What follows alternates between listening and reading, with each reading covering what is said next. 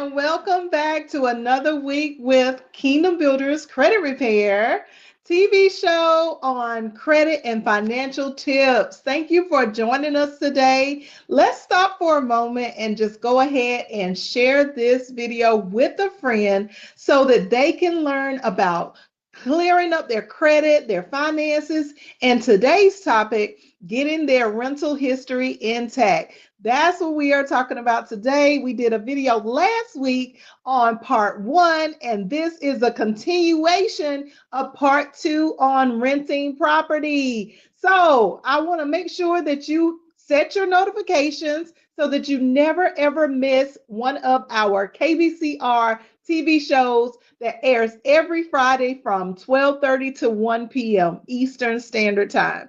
We are also powered by the CTR Media Network, and we just want to give a shout out to them and thank them for allowing us to be viewed by billions of people all across the globe. All right, so today we are jumping into the subject matter of renting property again.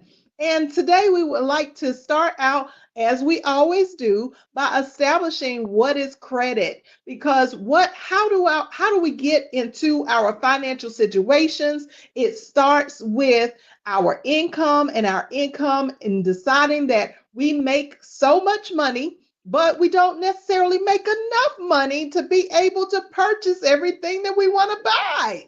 So therefore, we have to deal with having credit. And if you don't know by now, credit is up there with oxygen.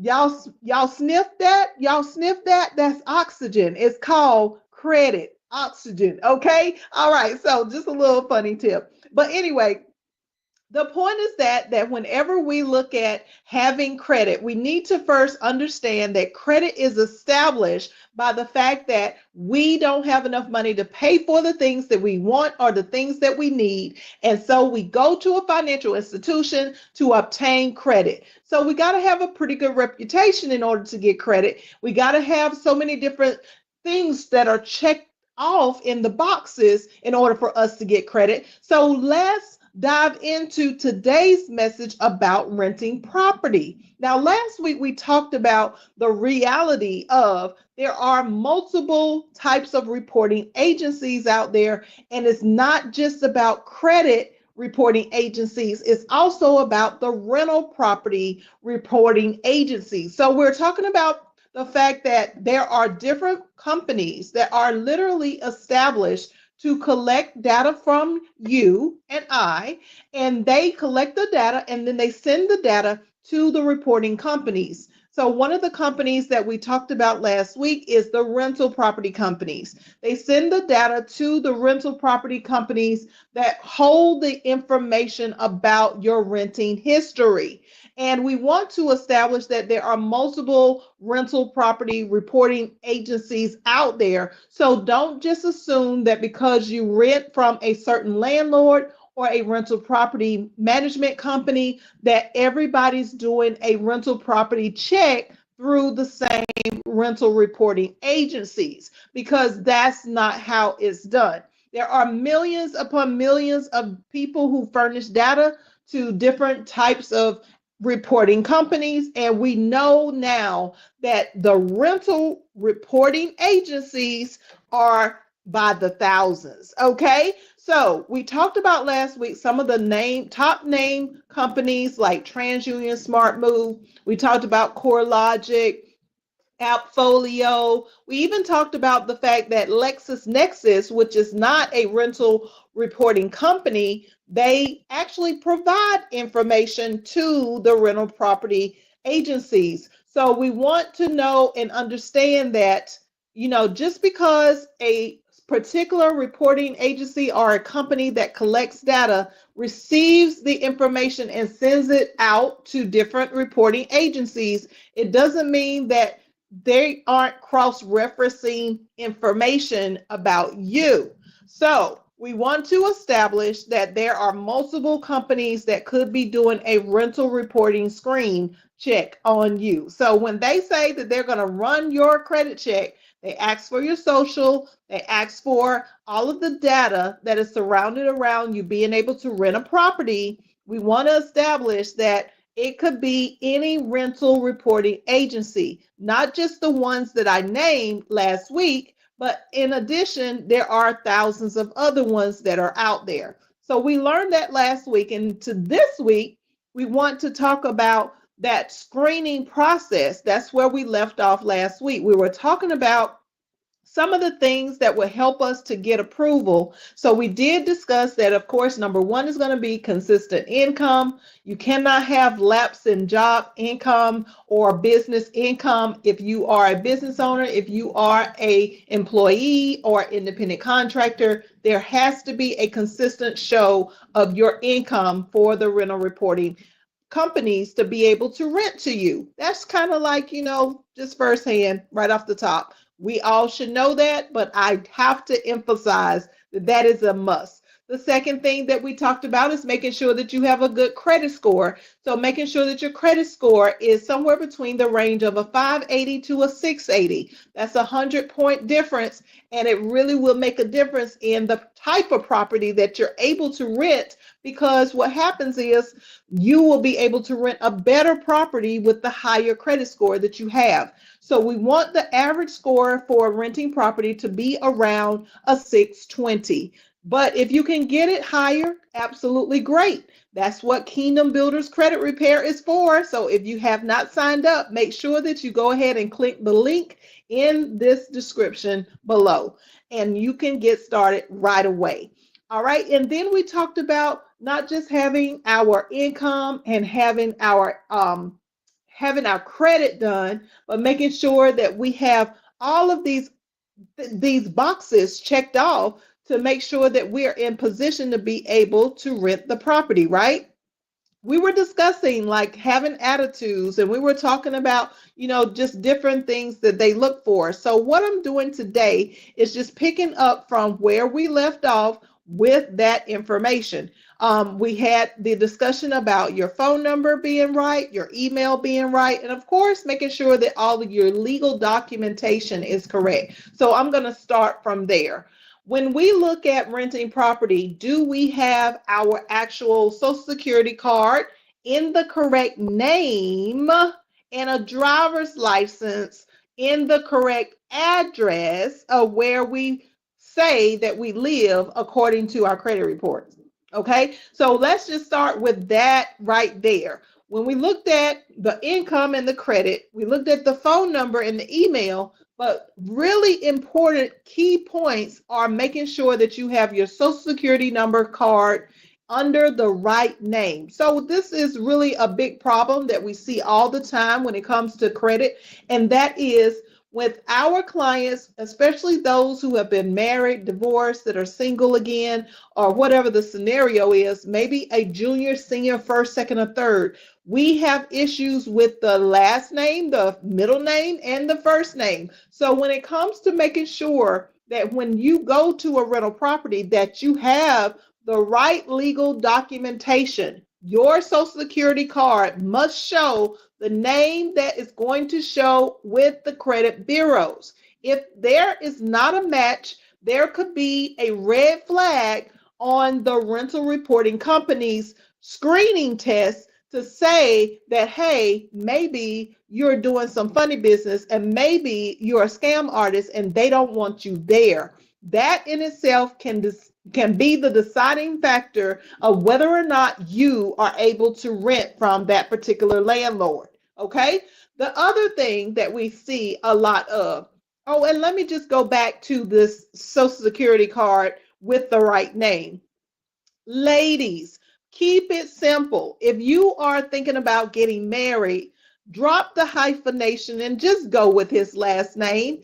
Keep it simple and easy. We don't want a lot of confusion in your files. The more names that are shown on the credit report and the more names that are shown on the different types of legal documentation, such as your driver's license and your Social Security card and your data and your birth certificate, they all cause problems for you to be able to move forward with renting property and other things as it relates to finances and credit. So we got to really be smart, ladies. We got to be smart. And guys, we also have to be smart in the sense that if you have been using junior for umpteen years, if you were in high school and they call you junior, but you decided that when you became grown and an adult, you didn't want to use junior no more, just because it makes you think about being a kid again and you're a man now, listen,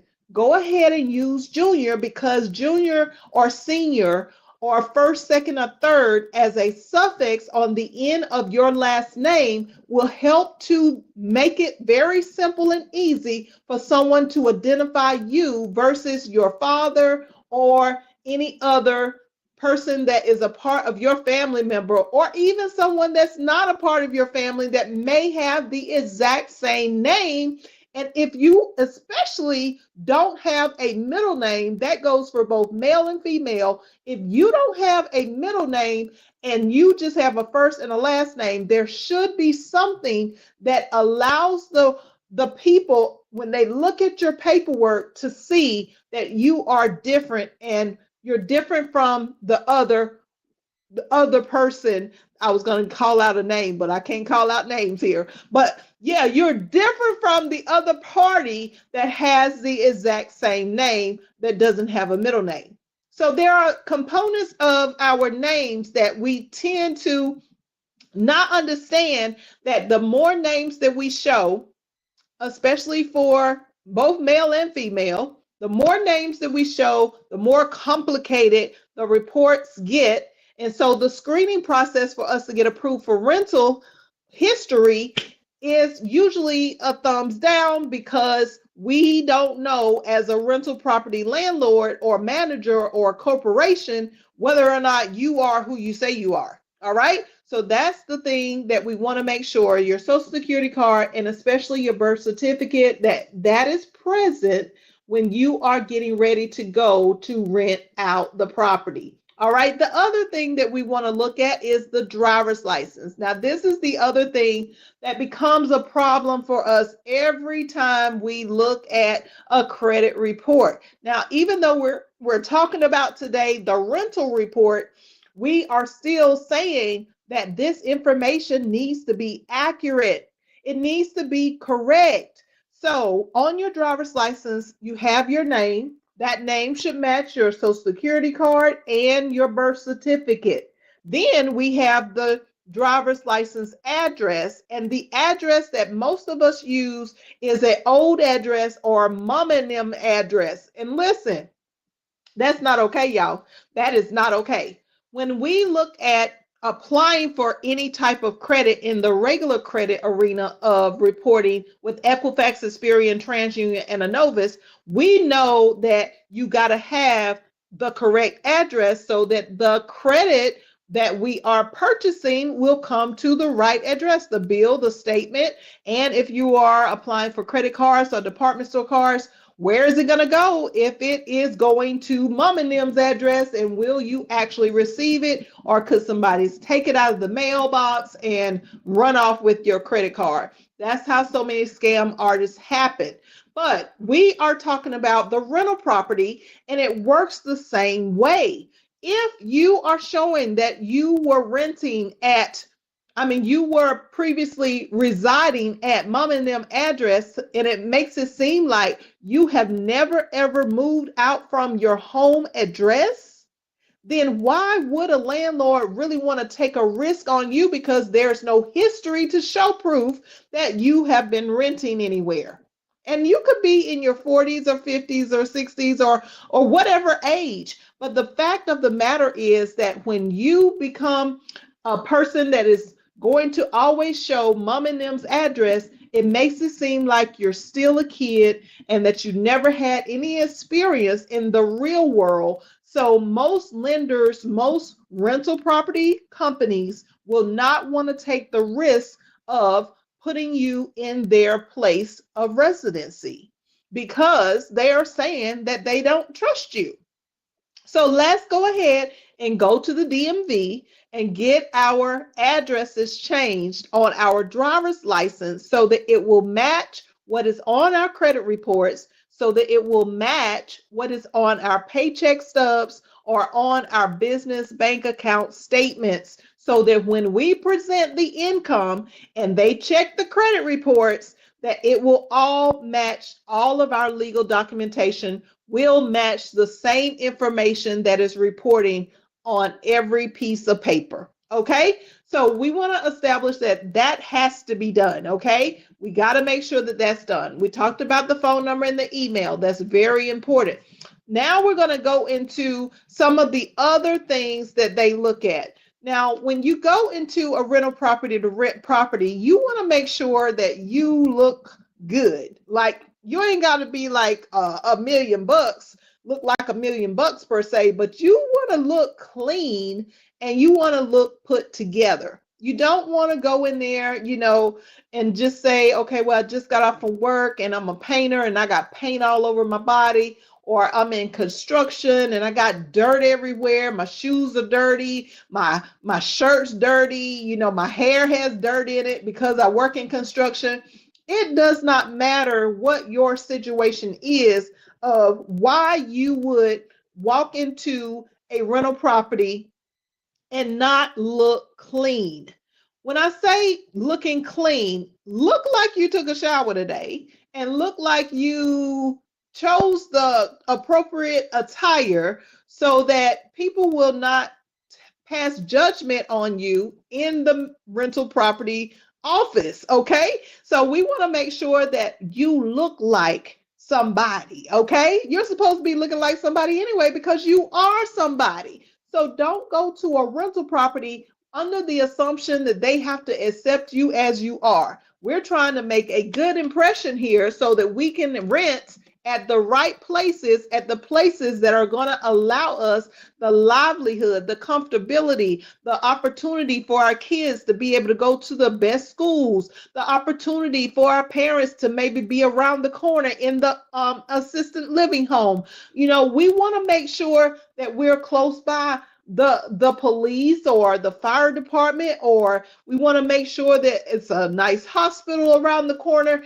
And in order for us to be able to rent at these type of locations, we got to think about what we look like when we go in person to fill out an application, or if we are coming in to just do an interview to see if we can fill out an application for a rental property. Do not go to a rental property looking any kind of way. Comb your hair, wash your face, get the crust out of them eyes, clean out your ears even so you can make sure that you're hearing correctly. And, just make sure that your nails are cut, you don't have dirt under your fingernails. Make sure that you look like something that somebody would want to give a building or a space to for rent. Okay. All right. So we got that down pat. The next thing that we want to look at is being able to have the good history of renting.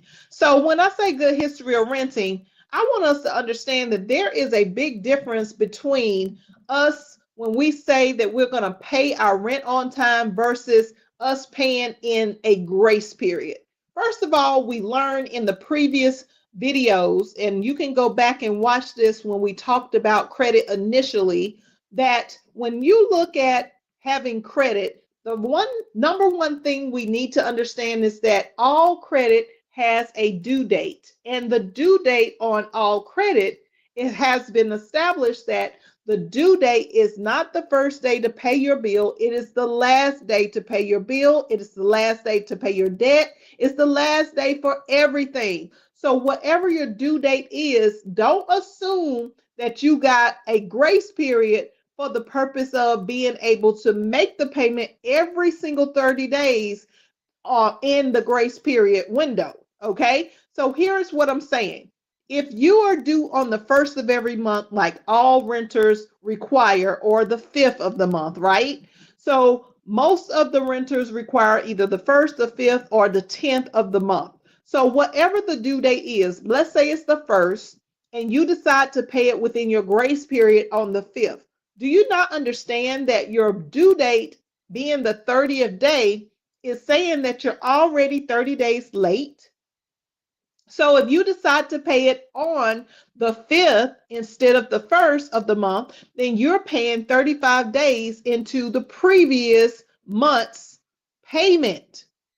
Okay, so when we look at the due date, we have to understand that the due date is not the first day to pay the rent. It's not, even though your rent is due on the 1st of every month, you should have already been making some sort of a payment towards the rent the previous weeks. So one of the things that we teach our clients to do is to make their payments 2 weeks prior to their due date. And this is something that you really should be doing as it applies to your rent every 30 days, okay? And even your mortgages, okay? So if you are renting property, you want to make sure to have a really good rental history. When you decide that you're going to pay within the grace period, what's happening is you're showing the rental history that you are at risk of an eviction. And y'all don't believe me, but those rental reporting agencies are keeping track of every single month that you don't pay by the 1st of the month, if that is your rent's due date. If you're due on the 1st of the month and you go past the grace period, or not even the grace period, if you go past the due date of the rent, then there's a possibility that the rental reporting agency, or rather the rental property itself that you're renting through, is sending the data that you did not pay on the 1st, that you paid within the grace period. And even though they have not necessarily started an eviction process, it does not mean that the eviction process will not show up on your credit.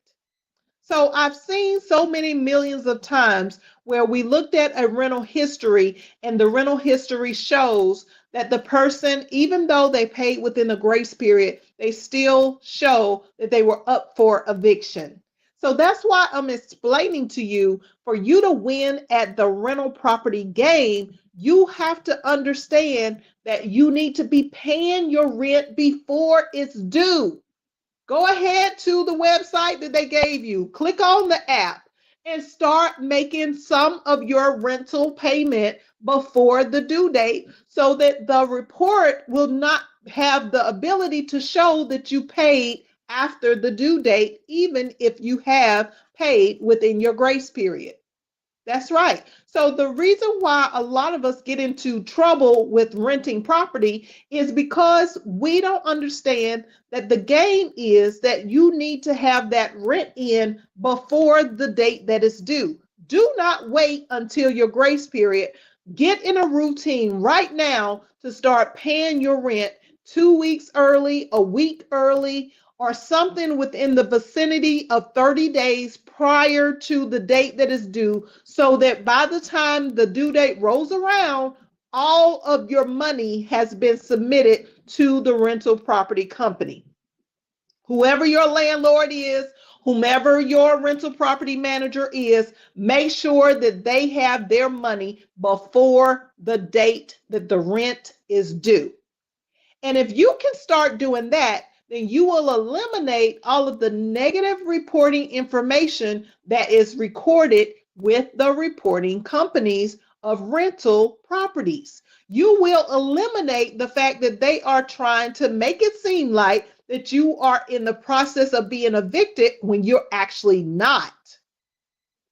So that's something that is very significant for us to understand. And then I talked a little bit last week about the criminal history. When you are renting a property, one of the things that you need to understand is there will be a background check. Now, different rental property companies, different screening tests are going to require the background check to be done through different resources. So there are millions of companies that do background checks. Some of them do background checks for sex offenders. Some of them do background checks for criminal records. Some of them do background checks to see if you had a felony.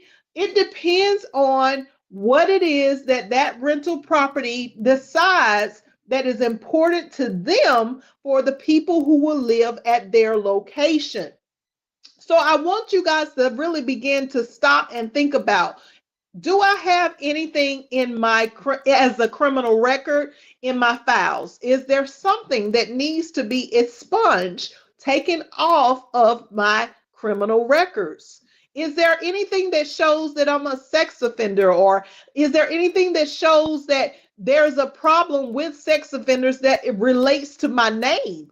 Okay, is there anything that shows that I am a person that had disturbance in the area? Last week, I was telling you about someone who had an accident at a particular parking lot. Well, there's also a situation where a very close friend of mine would always go to her kids' school, and every time she went to her kids' school to pick up her kids early, or just to go up there for her kids in general, maybe to go take them to a doctor's appointment, to a dentist appointment, or to get them out of school early, for whatever the reason, they would make her do this strenuous verification process. She would have to provide her driver's license, her birth certificate, her social security card, everything. She even had to show like her rental lease to make sure that she lived where she lived. Why? Because previously there was an incident on school grounds where someone was trying to hurry up and get in the parking lot, and they took her parking space, and they got out, she got out, and the person who took the parking space got out of the car, and they started arguing. And they started arguing on school grounds, and someone called the police, and the police reported that this was a school disturbance with both parties' name. So my friend and the other lady who took the parking space from my friend had a disturbance on school property that was hindering her in her rental history to say that she was a problem with disturbing the peace. So this is why it's so important for us to understand that these games that we are playing every day in our life, that sometimes we think it's cute, maybe we be joking around with our friends and whatever, our family members, but we got to stop and think about, how is this going to affect me on paper down the road as it relates to my finances, as it relates to my credit, and as it relates to my rental history. So we have to decide that, have we been reported that we've been a gun carrier? Have we been carrying concealed weapons? Have we been a problem at any grocery store or any other location publicly? Are there any records on you as a criminal or a felony or any type of issue of disturbing the peace, of causing a problem, of a domestic violence situation, or any other issues that may have the real reason of why people don't want to rent property to you? See, this is why we do what we do at KBCR. The reason why we don't get approved for different types of rental properties is for these multiple reasons. And we want to make sure that you have the opportunity to make changes today. So the reason why we do what we do in sharing this pertinent information about finances and credit and all different types of scenarios that people are having in the world is because we care about your credit, your finances. We care about your money. We care about your business. We care about all of these things. And that's why we do what we do, y'all. So go ahead today. Stop hesitating and make sure that you give us a call, that you connect or collaborate, you get into this credit program that we offer so that we can go through your rental history, so that we can go through to see what's there and how to dispute it to get it deleted from your rental history. There are so many rental properties that are reporting information that is inaccurate about individuals and about family members. And we just want to make sure that you don't have this issue going forward in your life, because we understand how important it is to make sure that when you rent property, that you are at peace in your beautiful place you call home. Okay? So listen, if you haven't subscribed, make sure that you are subscribed to the YouTube channel. That's Kingdom Builders Credit Repair. And we are powered by the CTR Media Network. Thank you, CTR, for all that you do for all these billions of people who are watching us today. And also, make sure that you share this video with a friend. Go ahead, like and subscribe. And listen, put your scenario down below so that we can answer any questions that you may have regarding your rental history, and get into our program so we can take it a little further and clean up the mess for you. All right. Thank you for watching today. Make sure that you have set your notifications so you don't forget to see us when we come on every week from 12:30 to 1 every Friday. All right. Thank you for watching. See you next time. Bye-bye.